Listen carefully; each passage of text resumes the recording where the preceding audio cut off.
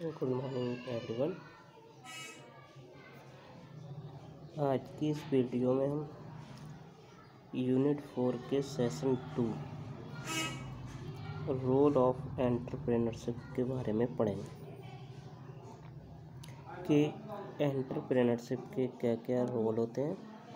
तो जैसे इसने यहाँ पर लिखा हुआ है कि entrepreneurship is one of the most important input in the economic development of a country.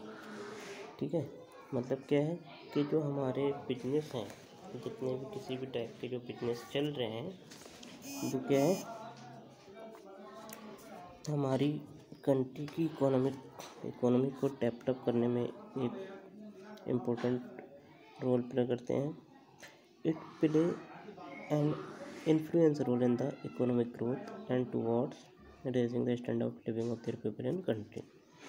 और जब लोगों के बिजनेस चलते हैं, लोग अपने बिजनेस को करते हैं, तो उससे क्या है उनकी एक रहने का तरीका भी चेंज हो जाता है। तो अब क्या क्या रोल या बेनिफिट्स हैं एंटरप्रेन्योरशिप से देखते हैं। तो सबसे पहला है money in circulation. Money in circulation से क्या है कि जब कोई भी पर्सन कोई बिजनेस स्टार्ट करता है, तो बिजनेस स्टार्ट करने के लिए क्या है वो अपने पैसे को इन्वेस्ट करता है, जिससे पब्लिक और लीडर्स को अपने साइड अट्रैक्ट कर सके, और जिससे अट्रैक्ट होने से उसका बिजनेस अच्छे से चले और उसे ज़्यादा से ज़्यादा प्रॉफिट हो। ठीक है, सेकंड है हमारा सोशल डेवलपमेंट। सोशल डेवलपमेंट में क्या है क्रिएशन ऑफ जॉब। तो एंटरप्रेन्योर्स क्या होते हैं, ये जॉब क्रिएटर होते हैं, क्योंकि कोई भी बिजनेस एक पर्सन शुरू करने वाला पर्सन अकेले नहीं कर सकता। उसको करने के लिए, उसको काम को करने के लिए क्या है कि कई सारे लोगों की हेल्प की ज़रूरत होती है, जिन्हें वो अपने बिजनेस में जॉब प्रोवाइड करता है और उनसे काम लेता है। तो इस तरीके से क्या है कि एंटरप्रेन्योरशिप क्या है, एक मीडियम है नई नई जॉब को क्रिएट करने का। तीसरा है improve standard of living thing. तो जैसे जब लोगों के पास काम होगा तो क्या उनका रहन सहन भी सही होगा, अच्छे से खा सकेंगे, अच्छे से पहन सकेंगे, अच्छी घरों में रह सकेंगे, अच्छी अच्छी गाड़ियों में घूम सकेंगे, और अपने जो उनके चाइल्ड वगैरह हैं उनके फ्यूचर को भी सेव कर सकेंगे।